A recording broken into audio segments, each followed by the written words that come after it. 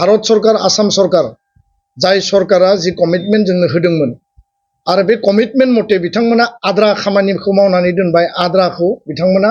दाबो मावफुंनो थाखाय दंबावो दा बेखायनो सेन्टार आरो स्टेट मोननैबो सरकारखौ दिनैनि प्रेस बिबुंसारनि गेजेरजों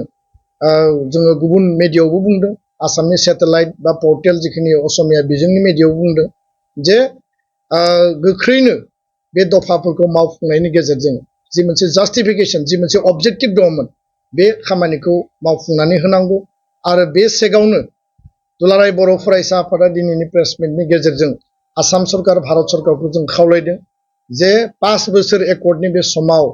आरो जायफ्रा 13, 14, 15 बोसोरसिम दिनै 16 बोसोरसिम जेलाव दङ NIA नि कर्टआव CBI नि कर्टआव बिथांमोनखौ गोख्रैनो जेलनिफ्राय दिहुननानै हरनायनि खामानिखौ मावनांगौ आरो जेलाव जे 66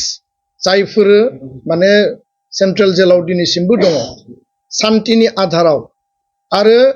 हिंसा मुक्त जि समाज आरो भाइलेन्सनि जि बड'लेण्ड रिजन जों गायसनबाय आसामाव जों जे शान्तिनि वातावरण बा परिबेसखौ जों लाबोबाय आरो बे जोंनि बर' एकर्डखौ नायनानैनो दिनै आदिबासि सावथाल बा डिमासा कार्बि बा आलफा NLFT ATTF गुबुन गुबुन जिखिनि हारि माहारिनि माने आर्म स्ट्रागलिं अर्गानाइजेशनफोर दंमोन दिनै जिहेतु एकर्डआव फैबाय आरो जों पायनियार दा बेखायनो शान्ति गायसननायजों लोगोसे सुक्ति मावफुंनाया प्रधान आरो जि मोनसे आसा आरो मिजिं जि हप्स एन्ड एसपिरेशनजों बर' हारिया बर'नि सोमावसारग्रा आफादफोरा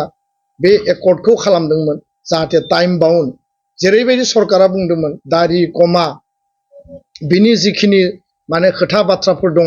बेयाव जिखिनि आखरे आखरे इमप्लिमेन्टेशननि खोथा दङ बेखौ मोजाङै गोख्रोङै मावफुंनांगौ होननानै जोङो फिन खेबसेबाव जोङो दाबि दैखांदों आरो बे हाबाफारिया खोब मोजाङैनो जाफुंसार जाहाथे जायो जोंनि बारग' दैदेनगिरि जोंनि आगुनि दैदेनगिरि एबसुनि गुबुन गुबुन सोमावसारग्रा आफादनि जों बयखौबो हांख्रायनो थाखाय जों थांखि लादों आरो बयबो बाहागो लानायनि गेजेरजों जाफुंसार होनांगौनि थाखाय जोङो गुरैयै खर' गंग्लायै जों खावलायहरबाय गोजोन्थों।